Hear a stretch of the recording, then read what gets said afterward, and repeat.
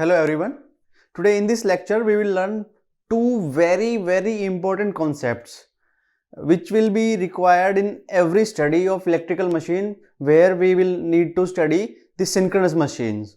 Now let's see what are those two concepts. First one is the generation of voltage and second one is the armature reaction. For that we need to first understand that there are two separate parts. One is rotor and other is stator. Rotor is supplied by DC current to create the poles, and because of that there is a relative motion between the poles and the stator winding. There is some generation of voltage in the stator winding, and when there is generation in stator winding and if we connect a load or if we connect the windings to some outside load, only then a current flows in the stator windings.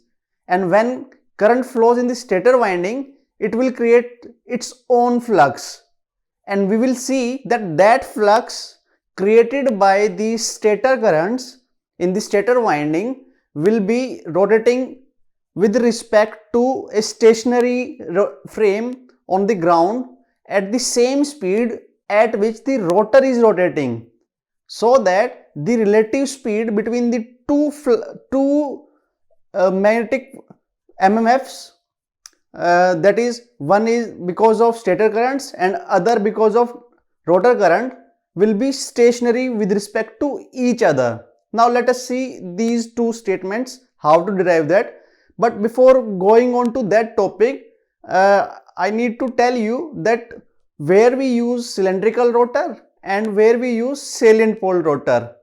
As you see, in cylindrical rotor there is totally uniform air gap, there is more symmetry present, and usually it can be run at high speeds, that is N is equal to 120 F by P. That is, if P is small and speed will be higher at a given frequency, or in other words, if I am not able to move it at high speed, then I will require more number of poles. But in case if we have some machine which can make it run at high speeds, then I will require lesser number of poles. And you see, due to more symmetry, mechanical symmetry here, it is possible that cylindrical rotor can be rotated at higher speeds as compared to salient pole machines. So cylindrical rotor machines are usually used where high speeds are possible.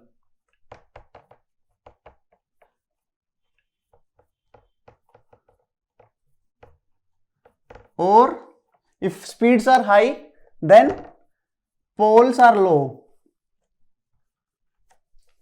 We use cylindrical machines, cylindrical rotor machines.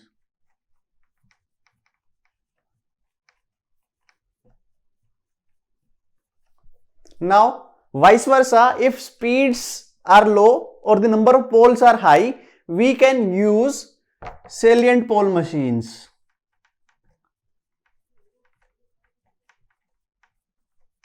When speed are low and poles are it is possible to create more number of poles, then we use salient pole machines. So typically these machines are used in turbo generators, and these machines are used in usually hydro plants.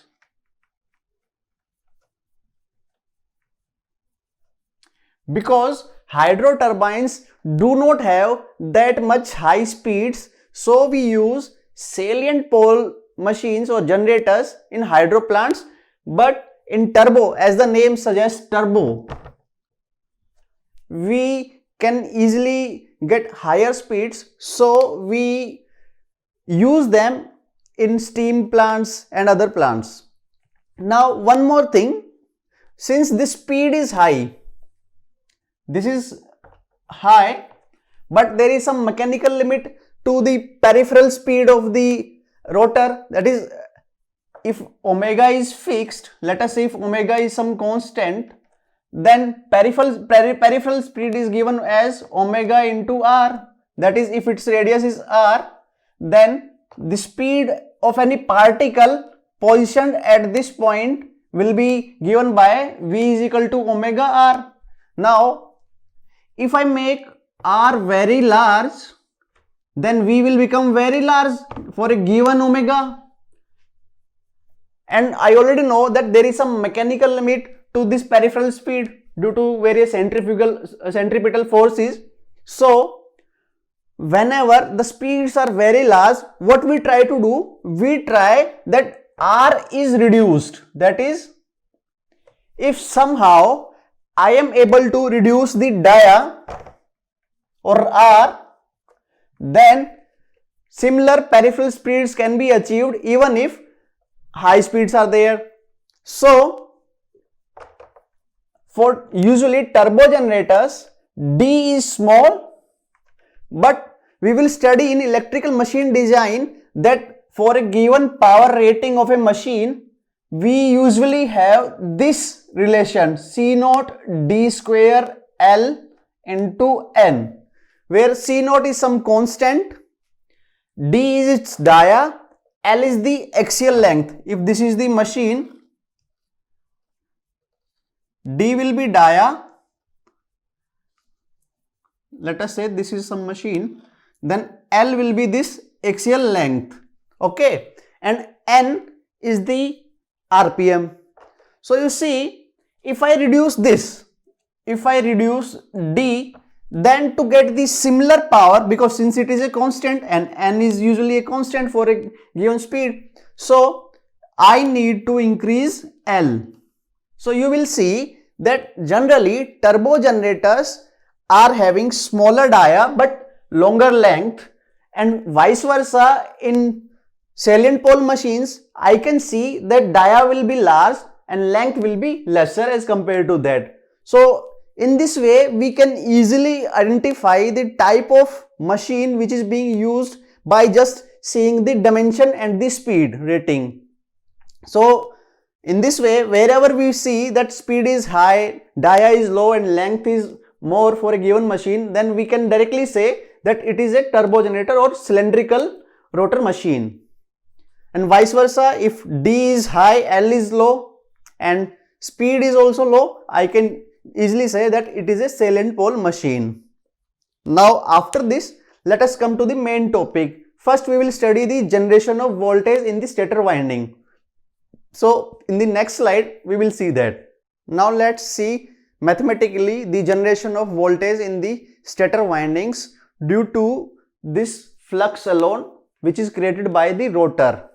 Now initially what I am assuming that stator is not connected to any outside circuit. That is, the stator windings are open circuited. That is, there is no possibility of current flow in the stator windings because there will be no closed path.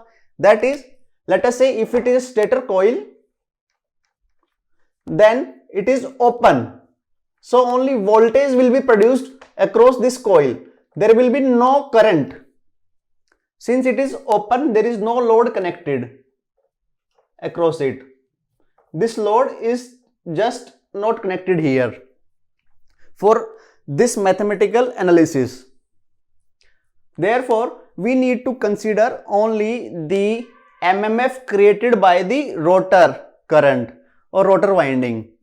So here I have shown this is a rotor, this is the rotor, cylindrical rotor machine.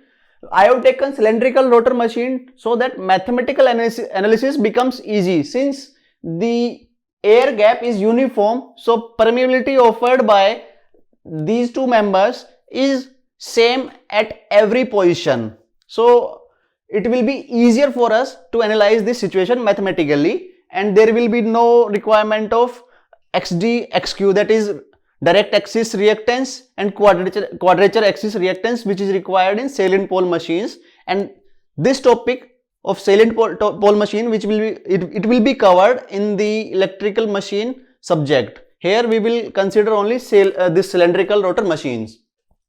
Now you see, Here I have shown a DC winding which is producing some pole, north pole and south pole. According to the current direction, I can easily see that the MMF produced by this coil will be pointing in this direction, in which I have shown this arrow also. So north pole will be generated here and south pole will be generated here.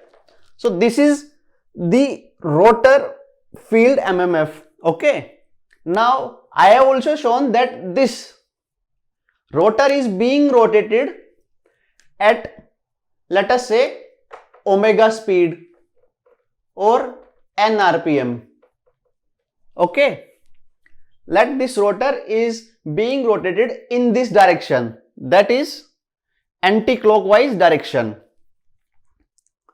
Now we all know that whenever there is some relative motion in the conductor and the magnetic field, there is generation of voltage in the coil. Now I have shown three coils here. Phase A coil with its axis in this direction. Okay. Phase B coil with its axis in this direction.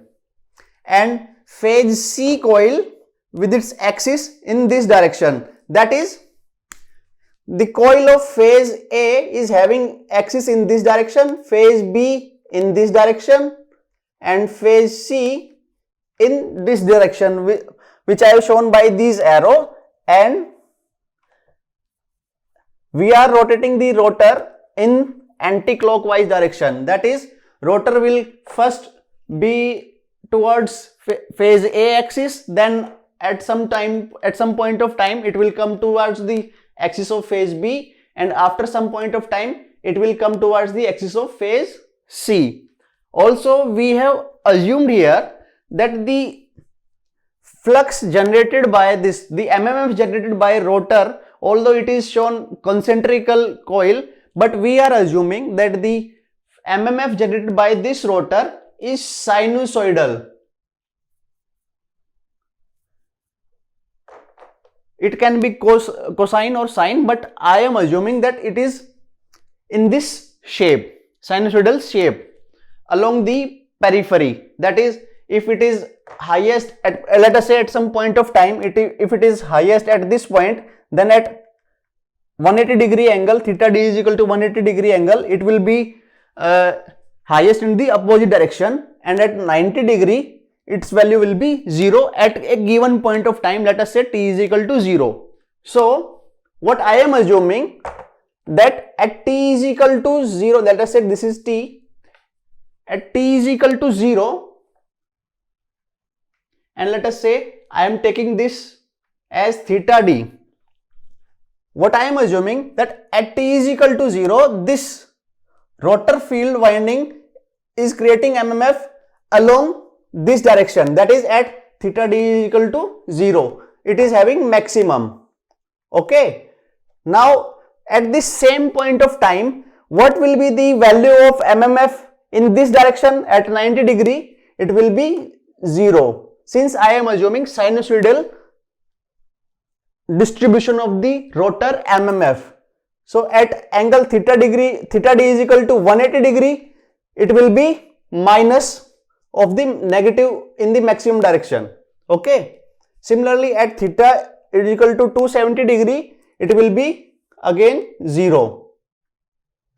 So in this way, I am trying to show that the MMF distribution which is created by the rotor field or rotor winding is sinusoidal. Although I have shown pictorially here a concentrated winding, but actually in reality, in practicality, the winding is so distributed along the rotor that the flux created by it or the MMF created by it is sinusoidal. Okay. So this is our first assumption. That is, first assumption is that rotor winding creates sinusoidal MMF.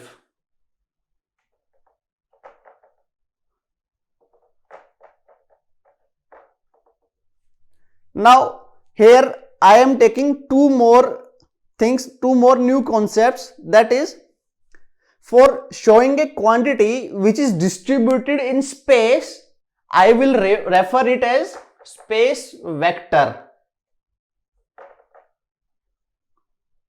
For ease of understanding, I am distinguishing between two quantities. One quantity which is distributed in space, I will refer it as space vector, and other which is varying sinusoidally with time, I will refer it as phasor. Since we have already seen that I can represent any sinusoidal quantity which is varying with respect to time as a phasor. So we will see here that a rotating space vector will create a phasor in the windings. That is, a rotating space vector MMF will create a sinusoidally varying in time domain voltage in the coil of the stator. Now let us see how it is done. Now, as I have shown that this is the space phasor created by the rotor MMF. Now let us say I am sitting in the coil AA dash. I am trying to observe the situation which is seen by the coil AA dash. Now at omega t is equal to 0, that is at t is equal to 0, rotor, let us say rotor is in this position, that is MMF is in the direction of the axis of coil AA dash. This is the direction of axis of coil AA dash. Okay, now I am assuming that at t is equal to 0, rotor is at this position. So the flux linkages of this coil, the flux linkages of coil A dash will be highest, since all the flux created by the rotor, this is the rotor flux created by the rotor, is linking the full winding. So I can say that the flux MMF or the MMF which is seen by, which is linking the AA dash winding, is varying with respect to time in such a way that at t is equal to 0, it is maximum. The flux linkage is the maximum. Now also one more thing, since we know F is proportional to I, MMF is given by Ni only. So I can say that if rotor current is, let us say some DC value, then MMF is having some value Fm. Let us say the rotor current is having a DC value IDC. Okay, so the rotor MMF will be having the same value, same constant value, let us say F DC or FF or FM. Okay, but as we already see it, that in space the winding is so distributed that although this is the DC value, but at various angle in the space the value is such that it appears to be varying sinusoidally. That is, if it is FM here, then at this point at 90 degree it is 0, at 180 degree it is minus FM, at 270 degree it is again 0, and if I take as at angle theta is equal to 60 degree, it is FM by 2. So in this way the MMF distributed along the space as per a sinusoidal variation.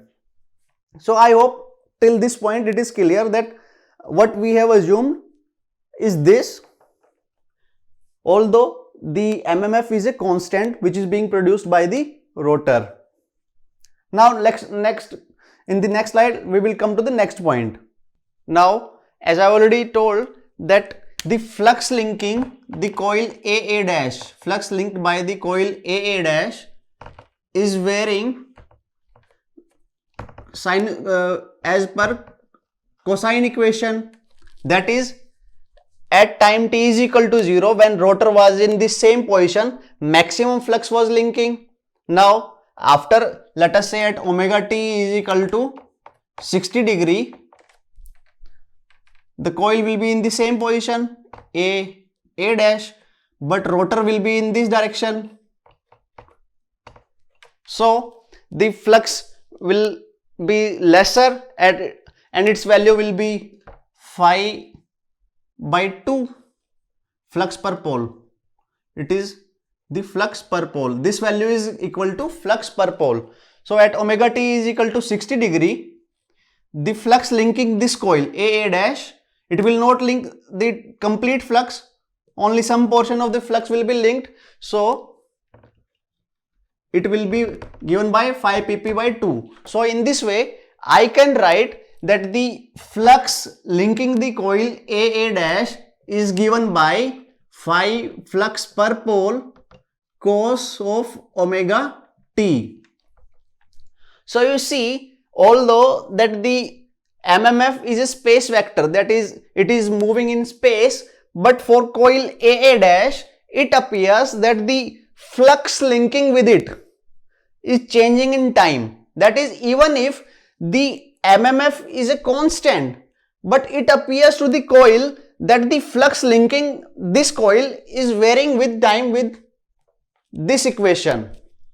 So in this way, I have shown that a rotating space vector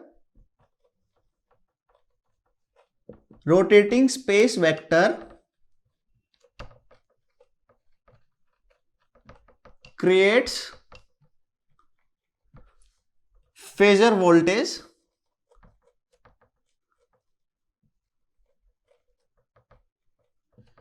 in the winding.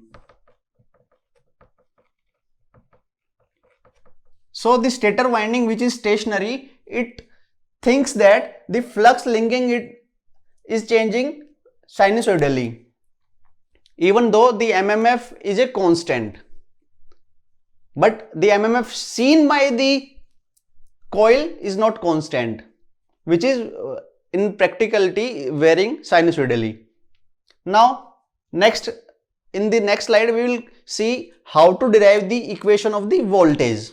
Now according to Lenzi's law, we know that the EMF induced in a coil is given by minus d psi by dt, where psi is equal to number of flux linkages.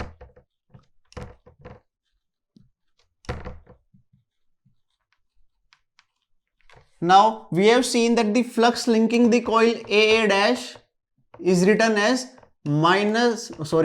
phi flux per pole cos omega t, where omega is same as that of the speed. Since I am taking the machine as two-pole machine, so here omega electrical is same as omega mechanical. Otherwise it would have seen, we would have seen that this omega is same as omega electrical, because as I told in previous video that similar repetition will occur as the number of pole pairs are increased in the same ratio as the number of poles. So this is omega electrical actually.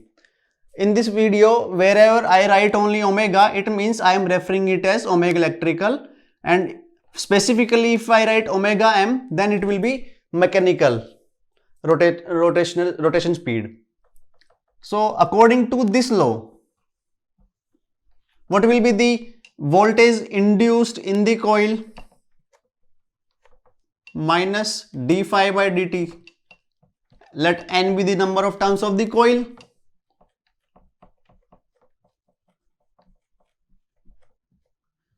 It will come out to be minus will get plus. So it will come out to be n omega d flux per pole sin omega t. Okay. Now there is one question in everybody's mind, that why we have used minus sign here in the Lenz law, but we do not use the minus sign when we study the transformer equation. In transformer equation, what we see that Lenz's law is not used and it is used in this form, E is equal to d psi by dt. Why is it so? Now let me explain this first. As we will see in transformer that the direction of the induced voltage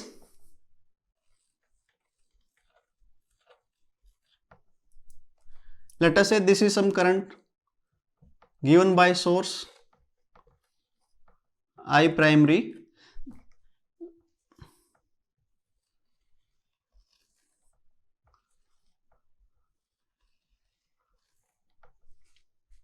Okay, it is creating some flux, let us say in this direction. Then what I always assume during transformer action that the voltage will be induced in such a way that if the current, whenever load is connected, if the current will flow in this winding, then this winding will produce a flux in this direction which is opposing the flux which is being created by the primary winding. That is, I am already assuming the minus sign here. So what I need to see here, that I am already taking a minus sign here because I am assuming the reverse polarity in the induced voltage. So by using the Lenz's law, it will come out to be d psi by dt.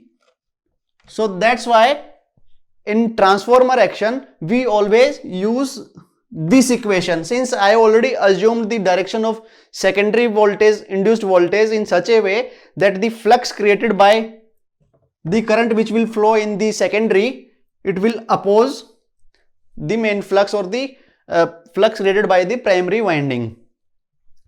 But in rotating machine, it is not the same scenario. In rotating machine, we are assuming that the flux created by the current in the rotor winding or the stator winding, let us say this is the winding AA dash. We are assuming that the flux created by this winding is in the positive sense, not the reverse polarity sense. So to cater that minus sign of the Lenz's law, I have to take this minus sign in the derivation.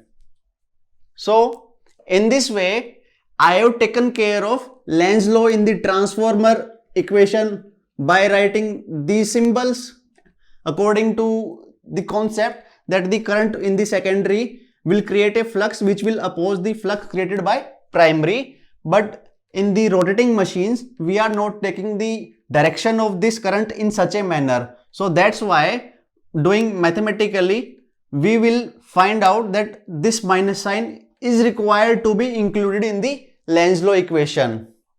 So accordingly, the equation of voltage and flux will change.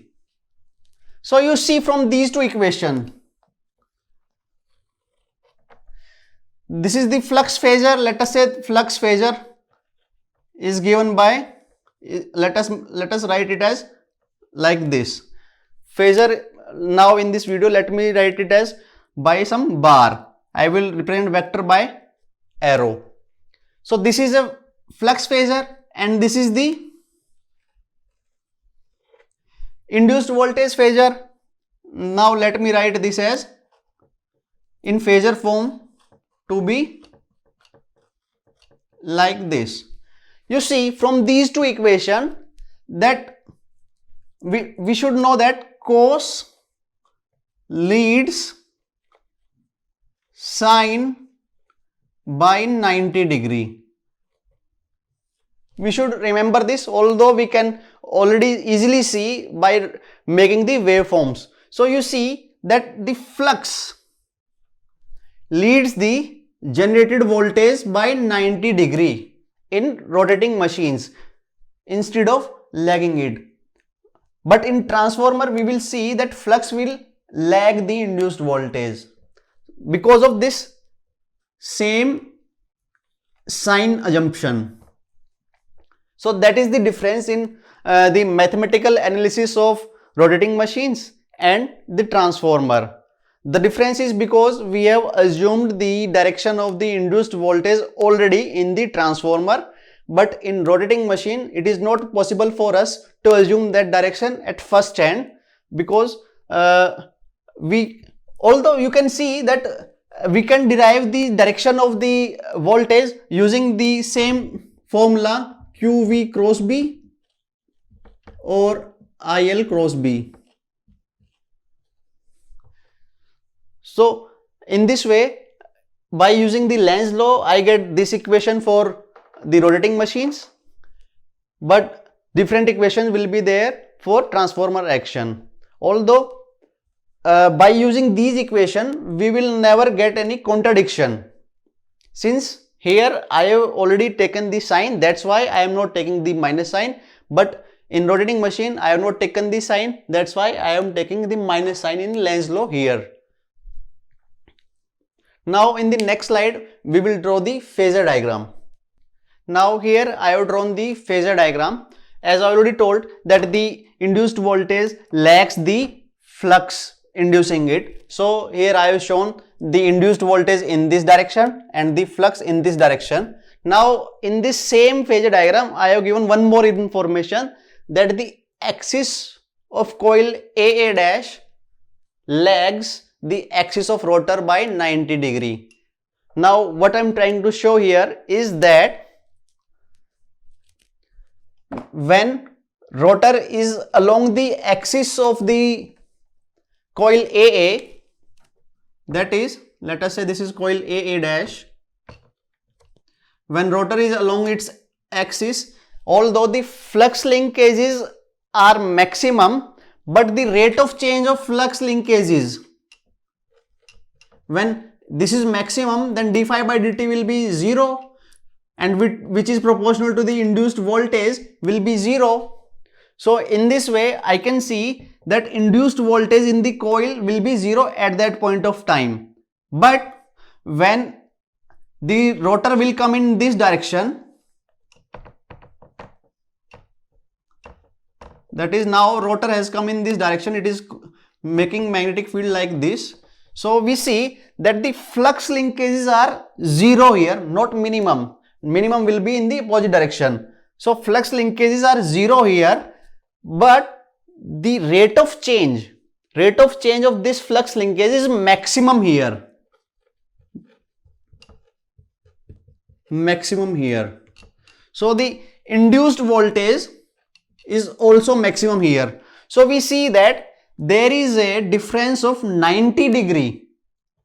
Here angle was 0, but here angle is equal to 90 degree. So we see that there is a difference of 90 degree angle between the flux phasor and EMF phasor, which we have already derived mathematically also. And mathematically we have already seen that the EMF lags, that is, this 90 degree is in this direction, that is, flux leads the EMF.